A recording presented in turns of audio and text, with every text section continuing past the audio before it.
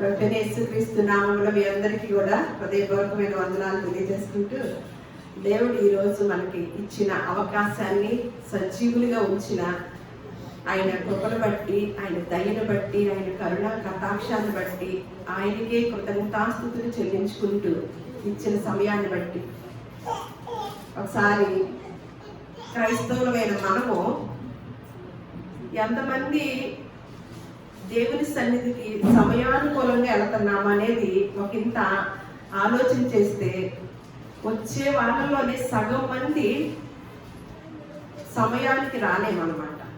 నాకు అనిపించింది సమయానికి రావట్లేదు, పాటలు అయిపోయాక వస్తున్నారంటే పరిశుద్ధ గ్రంథము చదవలేదు. చదివితే ఏం చేస్తారు? దేవుని మాటలు, పరిశుద్ధ గ్రంథంలో ఉన్న మాటలన్నీ మనకి ఏంటండి? కట్టడలు, ఆజ్ఞలు, విధులు, మనల్ని ప్రోత్సహించేయి, మనల్ని ధైర్యపరిచేయి. ప్రతిది కూడా, ప్రతి మాట కూడా మనకి. అందుకనే నేను ఎందుకు చెప్తున్నాను మీరు పరిశుద్ధ గ్రంథం చదవలేదని తెలుసా అండి? మొదటి దినవృత్తాంతములు 15వ అధ్యాయము 16వ వచనం కనుక చూసినట్లయితే నేను చదువుతున్నానండి. అంతటా దావీదు, మీరు మీ బంధువులకు పాటకులను పిలిచి స్వరమండలములు, సితారాలు, తాళములు, లోనగా వాద్య విశేషములతో గంభీర ధ్వని చేయించు సంతోషముతో స్వరములెత్తి పాడినట్లు ఏర్పాటు చేయుడని లేవీల అధిపతులకి ఆజ్ఞ ఇచ్చారు. ఆజ్ఞ అంటే ఏంటి? పాటించాల్సిందే ఖచ్చితంగా. పాటలు పాడేవాళ్ళు ఎలా అంట? సంతోషం అంటే వాయిద్య విశేషములతో కూడా గంభీర ధ్వని చేయించు సంతోషముతో స్వరములెత్తి పాడునట్లు ఏర్పాటు చేయాలి అని కొన్ని దావీదు గారు కొన్నింటికి కొంతమందిని నియమించినప్పుడు చెప్పిన ఆజ్ఞ అన్నమాట. అంటే మనం పాటలు పాడేటప్పుడు దేవుని సన్నిధానంలో ఆరాధనని అనుకుంటా వస్తున్నాం కదా. అసలు నిజమైన ఆరాధన అనేది మనం ఒకసారి చెప్పుకున్నాం.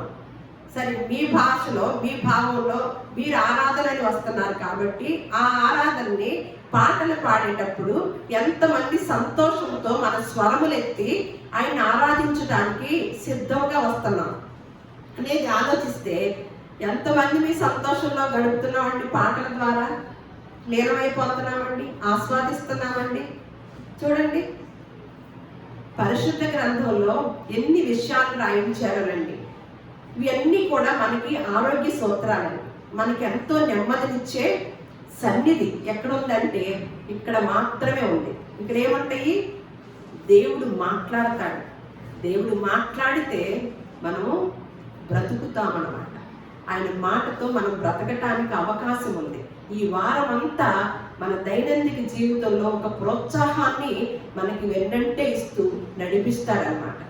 మన మీద ఒక బలాన్ని తీసుకొని వెళతామన్నమాట. ఒక మంచి ప్రోటీనెక్స్ని తీసుకొని వెళతామన్నమాట. ఆదివారం వచ్చి వెళ్ళినప్పుడు ఎంత బలాన్ని తీసుకొని వెళ్తామో తెలుసా అండి? ఎంతమంది మీ టైం ప్రకారం వస్తున్నామండి? ఎంతమంది మీది ఈ వారంలో ఆస్వాదిస్తున్నామండి? ఆదివారం సమయానికి వచ్చి మిగతా వాటికి ఏమన్నా టైం ప్రకారం వెళతామా? మరి ఏది ఈ సమయంలో ఎవరు ఆస్వాదిస్తున్నాం? ఒక ఆచారంగా రావటం మాత్రము ప్రతి క్రైస్తవులు చేయటం వల్ల. పరిశుద్ధ గ్రంథం చదవరు ఎవరు. చదవకపోవటం వల్ల ఇందులో ఏమి రాసి ఉన్నాయో తెలుస్తుంది? తెలియదు. మన ఇష్టం వచ్చినట్టు రావచ్చు, వెళ్ళచ్చు, అదే కదా. అంతే, ప్రార్థన చేసుకొని మన కుటుంబాల కొరకు చేసుకోవటం వెళ్ళిపోవటం. కానీ ఇందులో ఏమున్నాయో, ఆయన విధులేంటి, ఆయన కట్టడలేంటి, ఆయన ఆజ్ఞలేంటి అనేది మనము మర్చిపోయాం అన్నమాట. క్రైస్తవులమైన వారు మర్చిపోయి మన విధి విధానంలోనే మన జీవితాన్ని మన ఆలోచన చొప్పునే నడిపిస్తున్నాం. ఈరోజు నేను మీకు ఒక వీడియో చూపిస్తాను. ఆ వీడియో చూశాక మన దగ్గర ఉన్న పరిశుద్ధ గ్రంథము ఎంత గొప్ప గ్రంథమో, ఎంత దేవుడు మనకి ఎంత అవకాశాన్ని ఇస్తున్నాడో, ఎన్ని విషయాలు మనకి దేవుడు తెలియచేస్తున్నాడు అనేది మీరందరూ వింటారు. చూద్దాం పరిశుద్ధ గ్రంథం నుంచి తర్వాత.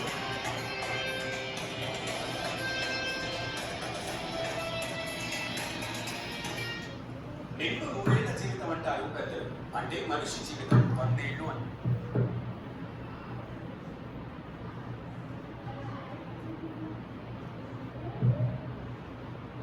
అయితే యావరేజ్ జీవితకాలం మాత్రం ఓ 30 ఏళ్ళు తక్కువగానే ఉంటుంది. అలాంటిది ఒక మనిషి సగటు జీవితకాలం 150 ఏళ్ళు ఉంటే ఎలా ఉంటుంది? ఊహించుకుంటేనే ఆశ్చర్యకరంగా ఉందా? అబ్బే, అదే మంచి కాదని కొట్టి మారేస్తున్నారా?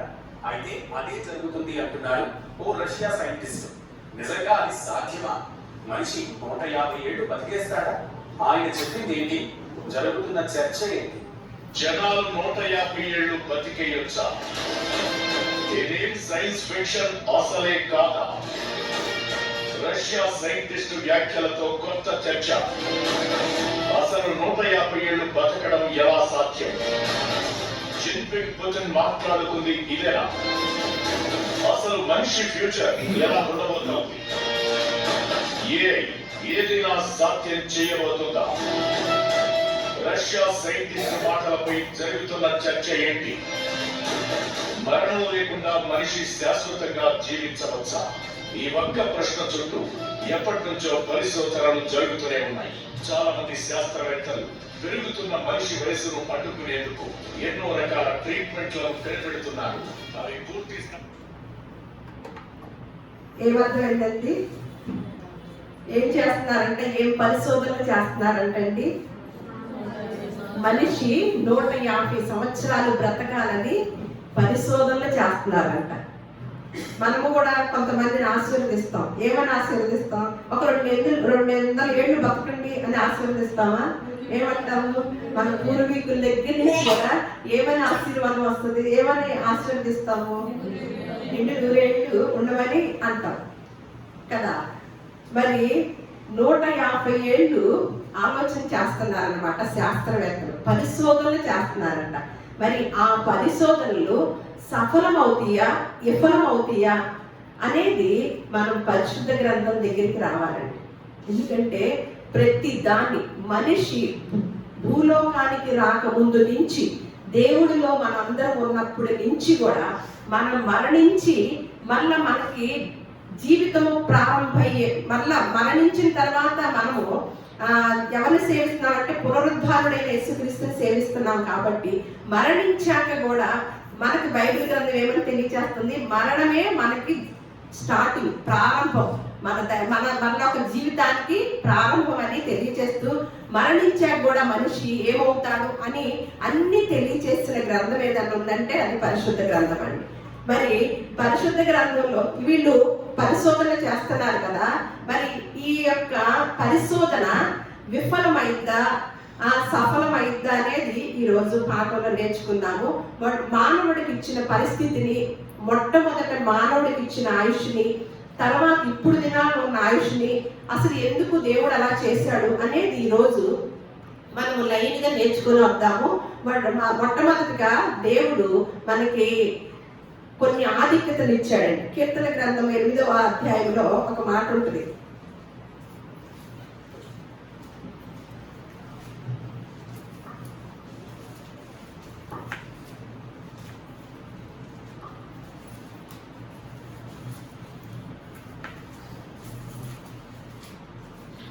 ఎనిమిదవ అధ్యాయము 6వ వచనంలో, నీ చేతి పనుల మీద వారికి అధికారం ఇచ్చి ఉన్నావు. గొర్రెలనన్నిటినీ, ఎడ్లనన్నిటినీ, అడవి మృగములను, ఆకాశ పక్షులను, సముద్ర మత్స్యములను, సముద్ర మార్గములలో సంచరించి వాటన్నిటినీ వాని పాదముల క్రింద నీవు ఉంచి ఉన్నావు. అంటే మానవునికి ఇచ్చిన ప్రత్యేకత అన్నమాట. మొట్టమొదటి దీన్ని కనుక తెలుసుకొని మనం అసలైన దాంట్లోకి వెళ్దాము. మనిషికి ఇచ్చిన ప్రత్యేకత అంటే భూలోకంలో ఉన్న ప్రతి జీవరాశి, పైన కూడా చదివినట్టే, నీ చేతి పని అయిన నీ ఆకాశములను, నీవు కలుగజేసిన నక్షత్రములు అన్నిటిని కూడా, వాటికంటూ ఈ జీవరాశిని అంతటి కూడా మానవుడి యొక్క ఎక్కడ ఉంచాడంట? పాదాల క్రింద ఉంచాడంట. అంటే ఈ జీవరాశుల్లో మీకు తాబేలు గురించి తెలుసా? కొన్ని జీవరాశుల యొక్క ఆయుష్ గురించి మీకు తెలుసా అండి? తాబేలు 500 ఏళ్ళు బ్రతికిద్దంటండి. అంటే చూడండి, ఇందులో కొన్ని జీవరాశులకి కొన్ని ఏళ్ళు కేటాయించాడు దేవుడు. ఆ ఏళ్ళని ఎక్కడ మార్చినట్టు మనం చూడం. జీవరాశులకి కొన్నిటికి ఒక 20 రోజులే ఉంటుంది ఒక్కొక్క జీవరాశి, ఒక్కో జీవరాశి సంవత్సరమే ఉంటుంది, ఒక్కో జీవరాశి 500 సంవత్సరాలు ఉంటాయి, 100 సంవత్సరాలు ఉంటాయి. వీటిని ఎక్కడ కూడా మొట్టమొదట ప్రారంభ దినాల్లో ఏ ఆయుష్నైతే జీవరాశికి కేటాయించాడో ఆ ఆయుష్ని ఎక్కడ కూడా మార్చినట్లు మనం చూడమన్నమాట మన సృష్టిలో. కానీ మనిషి యొక్క ఆయుష్ని ఎలా పెంచిన ఆయుష్ని ఎలా తగ్గించుకుంటూ వచ్చి అసలు అది సాధ్యమా, ఇప్పుడు వీళ్ళన్నా ఈ పరిశోధన చేస్తున్న వారికి అది సాధ్యము కాదా అనేది ఒక్క బైబిల్ మాత్రమే సమాధానం చెప్పాలన్నమాట. వాళ్ళకి తెలియదు ఆ సమాధానం, అది పరిశోధించే వారికి మాత్రమే తెలిసిద్ది అనమాట, ఈ బైబిల్ పరిశోధించేవారు. అందుకనే మొట్టమొదటిగా దేవుడు ఏం చేశాడంటే మానవ ఆయుష్కాలాన్ని పెంచుతామని అంటున్నారు కదా, కానీ బైబిల్ గ్రంథంలో ఇలాంటి పరిశోధన చేసే వారందరికీ ఇటువంటి జ్ఞానవంతులకు ఒక మాట రాయించుతున్నాడు అనమాట. సామెతల గ్రంథము 21వ అధ్యాయము 30వ వచనంలో వీళ్ళ మాటలు ఇప్పుడు విన్నాం కదా వీడియోలో. అయితే యెహోవాకు విరోధమైన జ్ఞానమైనను వివేచనైనను ఆలోచనైనను నిలువదు.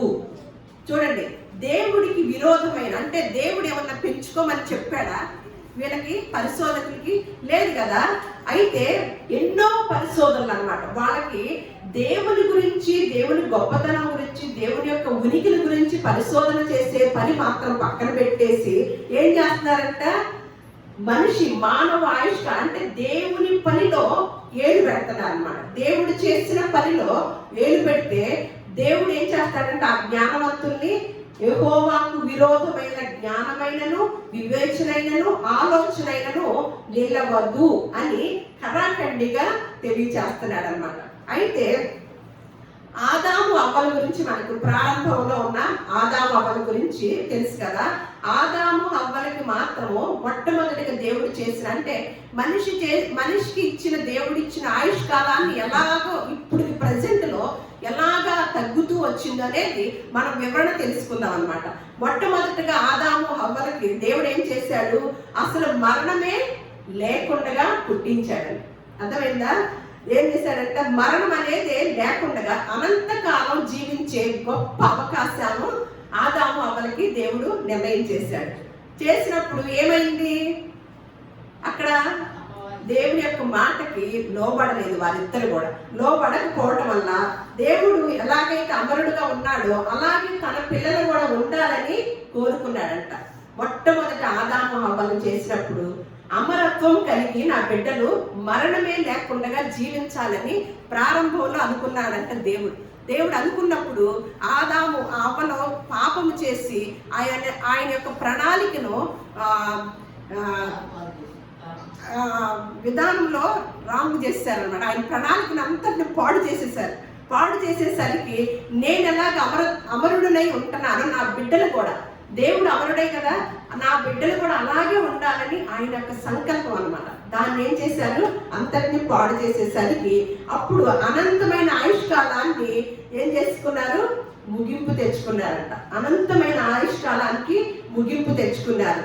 అయితే ఆదాము తరము వారికి ఏం చేశాడంటే దేవుడు అనంత ఆయుష్ని తగ్గించి ఏం చేశాడంటే 1000 సంవత్సరము అంటే ఆదాము గారు ఉన్న తరములో ఆ తరము వారికి ఎటువంటి ఆధిక్యతనిచ్చాడంటే అసలు మరణమే లేకుండా చేసిన దేవుడు వారి యొక్క ఆజ్ఞ అతిక్రమము దేవుని యొక్క మాటకు లోబడని తత్వంతో అమరత్వాన్ని కోల్పోయి దేవుని సన్నిధానంలో ఉన్నప్పుడు దేవుడు ఏం చేశాడంటే వారిని ఇలా మరణం లేకుండా కాదని నరుణ్ణి నేల మట్టితో నిర్మించాడు కాబట్టి మరలా నువ్వు మన్నే గనక మరలా మన్నైపోదు అని ఒక గొప్ప శాపాన్ని పెట్టేశాడు అనమాట. అంటే నువ్వు మట్టిలో నుంచి వచ్చావు కాబట్టి మరలా నువ్వు మట్టిలోకే వెళ్ళిపోవాలనే దేవుడు అమరుడు కాబట్టి అమరత్వం కలిగి ఉండాలని ప్రణాళిక చేసిన దేవుడు ఎప్పుడైతే ఆ మాటని ధిక్కరించారో మట్టి కనుక నువ్వు మట్టిలో నుంచి వచ్చావు కాబట్టి నువ్వు మరలా మన్నైపోవాలని ఒక విధానాన్ని కట్టడని కండిషన్ని తెలియచేశాడనమాట. తెలియచేసి ఆదాము తరము వారికి 1000 సంవత్సరములు ఆయుష్ని ఇచ్చాడనమాట. అందులో ఆదాము తరము వారు ఎన్ని సంవత్సరాలు, కొంతమంది ఎన్ని సంవత్సరాలు బ్రతికారో చూద్దాం అనమాట. ఆదాము ఆదాము ఏమన్నా 930 సంవత్సరాలు బ్రతికాడు. షేత్ ఏమన్నా 912 సంవత్సరాలు బ్రతికాడు. ఏనోష్ ఏమన్నా 905 సంవత్సరాలు. కేనాన్ ఏమన్నా 910 సంవత్సరాలు. మహలేల్ ఏమన్నా 895 సంవత్సరాలు. హానోక్ ఏమన్నా 365 సంవత్సరములు. మెతూషల 969 సంవత్సరములు. దేవుడు వారికి 1000 సంవత్సరాలు ఇచ్చిన ఆయుష్కాలంలో ఉన్న తరువారు ఇలా బ్రతికారంట. ఇలా బ్రతికి వీళ్ళకి 1000 సంవత్సరాలు ఇచ్చినప్పటికీ కొంతమంది దాన్ని కూడా వినియోగించుకోలేదంటండి. 1000 సంవత్సరాలు ఇచ్చినప్పుడు కొంతమంది ఇలా బ్రతికారనమాట. దానిని కూడా మొదట ఎలాగైతే వినియోగించుకోలేదో, అసలు అమరత్వం కలిగి ఉండాలని, మరణమే లేకుండా ఉండాలని చేసిన దేవుడు ఆ దంపతులు ఎప్పుడైతే దాన్ని వినియోగించుకోలేదో 1000 సంవత్సరాలకి కుదించాడనమాట. మరణమే లేని మనిషిని 1000 సంవత్సరాల ఆయుష్ మాత్రమే ఇవ్వాలి, నువ్వు మట్టిలో నుంచి తీసుకొచ్చాను కాబట్టి నువ్వు మన్నైపోవాలి అని ఒక కండిషన్ పెట్టేసి మరణం అనేది మనిషికి మధ్యలో వచ్చేసింది అనమాట. ఎప్పుడైతే 1000 సంవత్సరాలు ఇచ్చాడో అందులో కూడా కొంతమందే దాన్ని వినియోగించుకున్నారంట.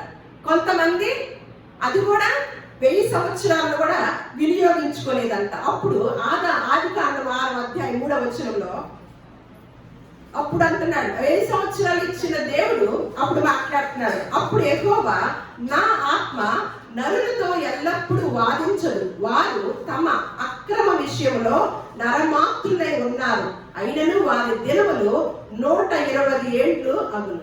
చూడండి, 1000 సంవత్సరాల నుంచి ఎక్కడ కుదించుకొచ్చేసాడు? ఎందుకు అని? చక్కగా 1000 సంవత్సరాలు ఇచ్చినప్పుడు ఎలా బ్రతకాలి? దేవుడు మంచి ఆయుష్నిచ్చాడు, మంచి సృష్టినిచ్చాడు మనకి అనుభవించమని అన్నప్పుడు అది సద్వినియోగం చేసుకోలేని పరిస్థితి అన్నమాట. సద్వినియోగం వినియోగించుకోవాలా ఆయుష్ని. వినియోగించుకోకపోతే ఆ ఆయుష్ని అలాగే ఉంచుతాడా? పెంచుతా ఉంటాడా? చూడండి, 1000 సంవత్సరాల నుంచి మనుషుల యొక్క పరిస్థితి ఏంటంటే వారు తమ అక్రమ విషయంలో నరమాత్రులై ఉన్నారు కాబట్టి వారి దినములను ఏం చేశాడంట? 125 ఏండ్లు చేసేసాడంట. 1000 సంవత్సరాలంత ఆయుష్ని ఇస్తే ఏం చేస్తారంట? పాపములు అధికముగా చేస్తున్నారు తప్ప దేవునితో నడిచిన వారు 1000 సంవత్సరాలు ఇచ్చినప్పుడు పాపం, అక్రమం ఏమవుతుందంట? వారి అక్రమ విషయంలో నరమాత్రులై ఉన్నారని. 1000 సంవత్సరాలు ఇచ్చినప్పుడు కూడా పాపము అధికముగా చేస్తున్నారే కానీ దేవునితో నడిచిన వారిని ఒక్క హానోకును తప్ప ఇంకెవరిని ఆ తరంలో చూడలేదంటండి. 1000 సంవత్సరాల ఆయుష్ ఇచ్చినప్పుడు దేవుడితో నడవమని చెప్పినప్పుడు ఒక్క హానోకు గారిని తప్ప ఎవరిని కూడా ఆ తరంలో చూడలేదంట. అందుకని ఏం చేశాడు? మనుషులు ఎప్పుడు ఈ అక్రమ విషయంలో నరమాత్రులుగా ఉంటున్నారు, నేను చెప్పిన దేవుని కుమారులుగా ఉండలేకపోతున్నారు కాబట్టి వీళ్ళ ఆయుష్ని 1000 దగ్గర నుంచి ఎక్కడ తీసుకొచ్చేసాడు? అంతవరకు తీసుకొచ్చాడంట. అయితే మనిషి చేస్తున్న అకృత్యాలు, దారుణాలు తగ్గాలంటే మనిషి ఆయుష్ తగ్గించేయాలని దేవుడు 120కి తీసుకొచ్చాడంట. అంటే ఎందుకు అలా తగ్గించడం అయిందంటే మనిషి చేసే అక్రమాలు, అకృత్యాలు, దారుణాలు, ఆ పరిస్థితులకి బాబో వీళ్ళు సెలేసుకొని ఇక్కడే ఉంటే గనక ఇక మామూలుగా ఉండదు ఇక్కడ పరిస్థితి అని వీళ్ళకి ఒక లెక్క పెట్టాలి. ఒక లెక్క అనేది వీళ్ళకి ఒక కండిషన్ అనేది పెట్టాలి అని నిర్ణయం చేసుకొని 1000 సంవత్సరాలు తీసి పడేసి 120 సంవత్సరాలు తీసుకొచ్చారు. అయినా కూడా తర్వాత మోషే గారు ఒక మాట అంటున్నారు అనమాట. దావీదు కాలము, మోషే కాలం, ఈ అందరి కాలం ఎప్పుడైతే ఇది ఆదాము తరం నుంచి తర్వాత కాలంలో, ఆదాము కాలంలోనే 1000 సంవత్సరాలు ఇచ్చి మళ్ళీ 120కి తగ్గించిన మాట అన్నమాట.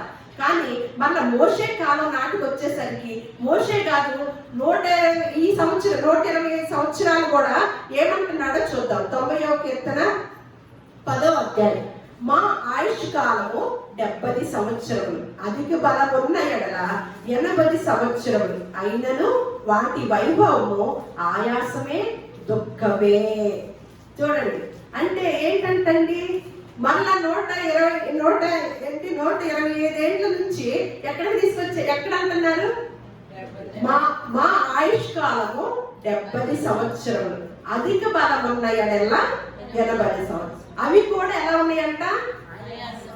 ఆయాసంగాను దుఃఖముగాను ఉన్నాయంట. అంటే వయసు పెరిగే కొద్దీ ఆయాసము, రోగాలు, దుఃఖము బాగుంటుంది అంటారా? వయసు పెరిగే కొద్ది, వయసు పెరిగిన వారిని అడుగుతాం, బాగుంటుంది అంటారా? నిజమేనా ఈ మాట? అధిక బలం ఉన్న ఎడల ఎంతంట? 80 సంవత్సరాలంట. అది కూడా ఆయాసము. అందుకని ప్రసంగి గారు ఒక మాట రాస్తున్నారు అనమాట. 11వ అధ్యాయము 8వ వచనము ఒక మాట చూడండి. ప్రసంగి గ్రంథము 11వ అధ్యాయం 8. ఒకడు చాలా సంవత్సరములు బ్రతికిన ఎడల చీకటి గల దినములు అనేకములు వచ్చున్నవి అని ఎరిగి ఉండి తాను బ్రతుకు దినములన్నీ సంతోషముగా ఉండవలెను, రాబోవునదంతయు వ్యర్థమే. అంటే మనిషి ఎక్కువ ఆయుష్కాలం కనుక బ్రతికితే వాళ్ళ జీవితంలో ఎన్ని వస్తాయంట? చీకటి దినములు అనేకములు. చీకటి దినాలంటే ఏంటి? కష్టాలు, రోగాలు, సమస్యలు, ఇరుకులు, ఇబ్బందులు. బాబోయ్ అంటారా? ఎప్పుడు తీసుకెళ్తామయ్యా? తొందరగా రెడీగా ఉన్నాము, ఈ భరించలేము. తట్టుకోలేని వార్తలు ఇవన్నీ మనకు వస్తున్నాయా? తట్టుకోలేని వార్తలు వింటున్నామా? భరించగలుగుతున్నామా వార్తలు కొన్నిటిని వింటుంటే? అంటే ఇది ఈ మాటని తట్టుకోలేరు మీరు, ఈ చీకటి దినాలు మీరు భరించలేరని ఎప్పుడు రాయించుంచాడండి? 3000 సంవత్సరాల క్రితము ప్రసంగి గారు సొలొమోను గారి ద్వారా రాయించారనమాట. సొలొమోను గారి ద్వారా దేవుడు రాయించాడు. ఏంటంటే మీరు ఎక్కువ సంవత్సరాలు బ్రతకాలనుకుంటున్నారా? ఏమొస్తాయి? అనేకమైన చీకటి దినములు వచ్చినని ఎరిగి ఉన్న ఆయుష్కాలంలో, ఉన్న వయసులో ఎలా ఉండమంటున్నారు? తాము బ్రతుకు దినములన్నీ సంతోషముగా ఉండాలి. ఎందుకంట ఇక రాబోదంతా కూడా. మొన్న మధ్య ఒక మాట మాట్లాడుకుంటూ కూర్చొని, అబ్బా మా చిన్నప్పుడు దగ్గరికి వెళితే బాగుంటే అనిపిస్తుంది. చిన్నప్పుడు దినాలు ఎంత ప్రశాంతంగాను, అంత ఆహ్లాదంగాను, ఏ సమస్య లేదు, ఏది సంపాదించాలని లేదు. అబ్బా ఎంత బాగుండేది. దేవుడు కనుక వరం ఇస్తే చిన్నప్పుడు సమయానికి ఒక్కసారి తీసుకురాయ్యా అని అనిపించాలనిపిస్తుంది అని మాట్లాడుకున్నాం. అప్పుడు అచ్యుతరావు గారు అన్నారు, ఇప్పుడు కూడా తర్వాత వాళ్ళు ఈ కూడా బాగున్నాయి అని చెప్పుకునే రోజులు వస్తాయి తెలుసా అంటున్నారు. అంటే ప్రెజెంట్ లో ఉన్న దినాలు కూడా మన పిల్లల తరానికి ఏమని చెప్పుకుంటారు? మా అమ్మమ్మలు కాదు, మా అమ్మ వాళ్ళు ఉన్నప్పుడు మా వాళ్ళకి ఎంత బాగుండేదోనంట అని చెప్పుకునే దినాలు అప్పుడు. అందుకని ఏమంటాడు? ఇక రాబోవునంతయు వ్యర్థమే అని. మనిషి ఆయుష్కాలాన్ని, అందుకని మనిషి ఆయుష్కాలము, మన కాలం అంతా ఎవరి వశంలో ఉందండి? కీర్తన 31:15 నా కాలగతులు నీ వశములో ఉన్నవి. ఏమంటున్నాడు దావీదు గారు? నా కాలగతులు. మన కాలగతులు, మన ఆయుష్ ఎవరి చేతిలో ఉందండి? దేవుని చేతిలో. మనకి పెంచుకోవటానికి, తగ్గించుకోవటానికి కుదిరిద్దండి? చూడండి. మళ్ళా అందుకని మళ్ళీ కీర్తన కాదు అంటున్నాడు. 39వ కీర్తన. మనిషి ఆయుష్ గురించి భక్తులైన వారు ఏమనుకుంటున్నారో చూద్దాం. వీళ్ళే జ్ఞానవంతులు అనుకుంటున్నారు కదా. గొప్ప జ్ఞానవంతులు మాట్లాడిన మాటలే మనం చదువుతున్నాం అనమాట. 39:5-6 వచనాలు. నా దినముల పరిమాణము నీవు బెత్తెడంతగా చేసి ఉన్నావు, నీ సన్నిధిని నా ఆయుష్ కాలము లేనట్టే ఉన్నది. ఎంత స్థిరుడైనను ప్రతి వాడును కేవలము వట్టి ఊపిరి వలె ఉన్నాడు.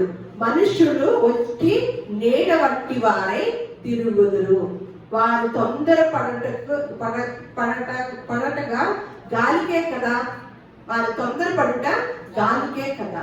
అంటే మొత్తానికి ఆయుష్కాలాన్ని ఎలా ఉందని చెప్తున్నాడు ఒక భక్తుడు. నా దినముల పరిమాణం అంటే మన ఆయుష్కాలానికి ఒక పరిమాణం వచ్చేసింది అన్నమాట, ఒక లెక్క వచ్చేసింది. దాన్ని అంతా ఎంత చేశాడంట? బెత్తెడంతగా చేసి ఉన్నాం. అసలు నీ సన్నిధానంలో కనుక లెక్కేసుకుంటే మన లెక్కలు అయితే బెత్తెడంత. అర్థమైందా? మన లెక్కలో మన ఆయుష్ మనం ఉన్న దానికైతే బెత్తిడంత, కానీ దేవుని సన్నిధికి వచ్చే ఆయుష్ అయితే అసలు ఆశ్చర్యం వస్తుందండి. దేవుని సన్నిధికి వచ్చి దేవుడి మాటలు వినే ఆయుష్ ఎంత ఉంది? అసలు లేనట్టే ఉందంట. ఎందుకంటే ఏమింటాము? ఏదో ఒక అరగంట వస్తాము, మరి అది కూడా ఎక్కడో ఉంటుంది మనసు. వింటామా? అనుభవించుతామా ఆయన సన్నిధిని? అది కూడా 2 వారాలకు ఒకసారి, 3 వారాలకు ఒకసారి, అంతే కదా. ఆహారం ఎలా తీసుకుంటాము? 2 వారాలకి 3 వారాలకి తీసుకుంటున్నామా? తీసుకుంటున్నాం. మరి మనము ఆత్మను రక్షించేది మనకి ఆత్మకి ఆరోగ్యాన్ని ఇచ్చేది ఏంటి? శరీరానికి ఆరోగ్యాన్ని ఇచ్చేది ఈ ఆహారము. ఆత్మలకు ఆరోగ్యాన్ని ఇచ్చేది, ఆత్మల్ని జీవింపచేసేది, ఆత్మల్ని పటిష్టంగా ఉంచేది, ఆత్మల్ని బాగా బలంగా ఉంచేది ఏంటి? వాక్యం. మరి ఆ వాక్యాన్ని ఎంత పెడుతున్నాము ఆత్మలకి? ఒకంత ఆలోచన చేయండి. చిన్న ప్రాబ్లం వస్తే ఆత్మలకి ఆహారం పెట్టాం, వస్తువులు చేద్దాం.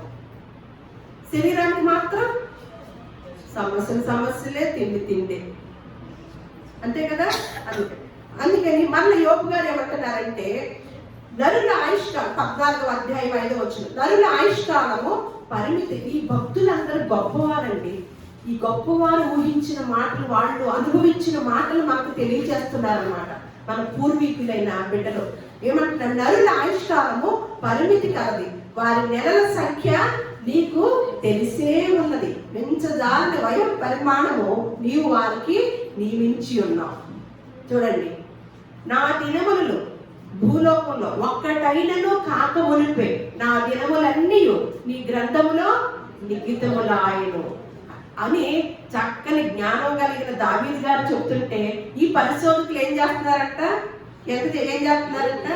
150 సంవత్సరాలు బ్రతికి హ్యాపీగా ఉందాం అనుకుంటున్నారు. కానీ దేవుడు ఏమని చెప్తున్నాడు? ప్రతిదీ ఆయాసం అని చెప్పి, అంటే ఆయుష్ పరిమాణం దేవుడు మనిషికి నియమించాడు. అంటే ఎవరు దానిని ఏం చేయలేరు, మార్చలేరు అన్నమాట. ఆయుష్ పరిమాణాన్ని దేవుడు నియమించినప్పుడు, దేవుడు పనిలోకి ఎవరైతే ఏలు పెడతారో కుదిరిద్దా? చూడండి, దేవుడు మనిషికి నియమించాడంటే దాన్ని దాటలేదని అర్థం దేవుని దృష్టిలో. కానీ యథార్థవంతులుగా ఉన్న వారు కొంతమంది ఉన్నారు. అందులో బైబిల్ గ్రంథాలు అంటే ప్రతి దాన్ని కూడా రాసి ఉంచాడండి. యథార్థంగా ఉండి దేవుని కొరకు బ్రతకాలని మరణకాలం వచ్చినప్పుడు ఒక ఆయన, నేను నీ పని ఇంకా చేయాలని ప్రార్థన చేసుకున్నాడంట. అప్పుడు మాత్రం దేవుడు మార్చాడంట. ఎవరైనా ఏం చేశాడు? ఎంత ఇచ్చాడు ఆయుష్కాలం? ఎందుకు కొంచెం పెంచాడు? 7 మనం కూడా 7 పెంచుతాడా?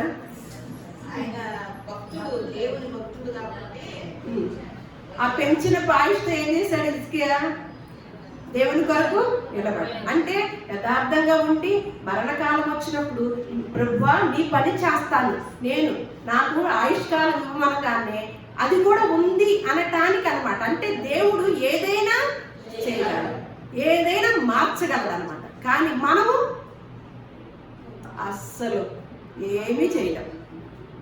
ఇలా టెక్నాలజీ వచ్చి ఏఐ అంటే అన్నీ చేయగలిగిద్దంట. రాబో దినాల్లో అంతా వ్యర్థమేనమాట. హిజ్కియాకు మార్చిన దేవుడు మనం అప్పుడు ఏం చేస్తాము? మనకు కూడా అవకాశం ఇస్తాడా? అది ఉంది అంటే మనకు కూడా అవకాశం అలా ఇస్తాడు అవకాశం. ఇలా పరిశోధన చేసి పెంచుకుంటే ఇవ్వడనమాట. మరి కొంతమంది చనిపోతూ ఉంటారు, కొంతమంది అర్ధాంతరంగా చనిపోతారు. అలాంటప్పుడు వాళ్ళు ఎందుకు చనిపోతున్నారు? ఒకసారి అది కూడా చూద్దామనండి. దాని గురించి కూడా ప్రసంగి గ్రంథము 7వ అధ్యాయము.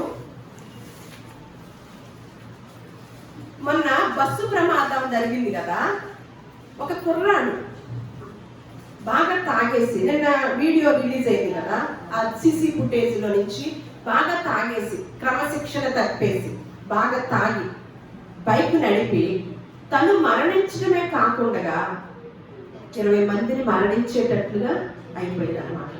అంటే మరి చిన్నోడే కదా, 20 ఏళ్ళు 22 ఏళ్ళు 21 ఉంటుంది. మరి తన ఆయుష్కాలం ఎందుకు అలా ముగిసిపోయింది? ఒకసారి చూడండి, ఇక్కడ 7వ అధ్యాయము 17వ వచనం. అధికముగా దుర్మార్గపు పనులు చేయకము, బుద్ధిహీనముగా తిరగవద్దు, నీ కాలమునకు ముందుగా నీ వేళ సరిపోదువు. అంటే దేవుడి కాలాన్ని ప్రతి మనిషికి నిర్ణయించాడని మనం చూసుకున్నాం. కానీ అసలే ఆయుష్ను తగ్గించుకుంటూ వచ్చి మన బుద్ధుల వలన, మన ఘోరాలు, నేరాలు, పాపాల వలన తట్టుకోలేక దేవుడు తగ్గిస్తూ ఉంటే, ఈ తగ్గించిన ఆయుష్ కాలంలో కూడా, దేవుడు నిర్ణయించిన ఆయుష్ కాలంలో కూడా వారు ఏం చేస్తున్నారంట? అధికముగా దుర్మార్గ పనులు చేసి బుద్ధిహీనంగా తిరిగి, తన కాలం అనేది ఒకటి ఉంది, కానీ ఆ కాలానికి ముందే అంటే చూడండి, వాళ్ళు చేసుకున్న అంటాం కదా, ఎవరు చేసుకున్న కర్మ వాళ్ళు అనుభవించుతారు. అంటే వాళ్ళు మంచిగా తిరగాలని, మంచిగా క్రమశిక్షణగా ఉండాలని దేవుని నిర్ణయం, కుటుంబ నిర్ణయం అయి ఉండగా వాళ్ళు దుర్మార్గ పనులు చేస్తూ అధికంగా బుద్ధిహీనంగా ఉంటూ ఉన్నప్పుడు దేవుడు ఏమవుతున్నారు? వాళ్ళంతటికి వాళ్ళే వాళ్ళ కాలాన్ని పోగొట్టుకుంటున్నారు అన్నమాట. అంటే దేవుడు ఆయుష్ను పెంచుకున్న హిజ్కియాని మనం చూసాము. ఆయుష్ను తగ్గించుకోవడం అంటే ఏంటో అనేది కూడా దేవుడు తగ్గించిన ఆయుష్ కాలము చూసాం. కానీ అధికంగా దుర్మార్గ పనులు చేసి, అధికంగా బుద్ధిహీనంగా ఉండి, వానికి నిర్ణయించిన కాలానికి ముందే ఎండిపోయిన వ్యక్తులు కూడా భూలోకంలో ఉంటున్నారు. నీతిమంతులు తొందరగానే వెళ్ళిపోతారు. వాళ్ళ గురించి ఏమని రాసింది? వాళ్ళు నీతిమంతులు, బ్రతికినంత కాలం చాలా నీతిమంతులుగా ఉన్నారు కదా, ఎందుకు వాళ్ళకి కష్టం వచ్చింది, ఎందుకు ఇలా క్యాన్సర్తో చనిపోయారు అని ఇట్లా గబుక్కన మనకు ప్రశ్న వచ్చింది అనమాట.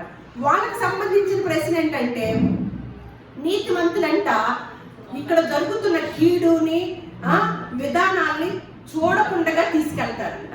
ఇక్కడ చూసే బాధలు, కీడులు ఉంటాయి కదా, అవి వారిని నా బిడ్డలు వద్దు, తట్టుకోలేరు, నా దగ్గర ఉంటేనే వారు ప్రశాంతంగా ఉంటారని అలా తీసుకెళ్లిన వాళ్ళని మనకి దాని గురించి రాసి పెట్టి ఉంచారు.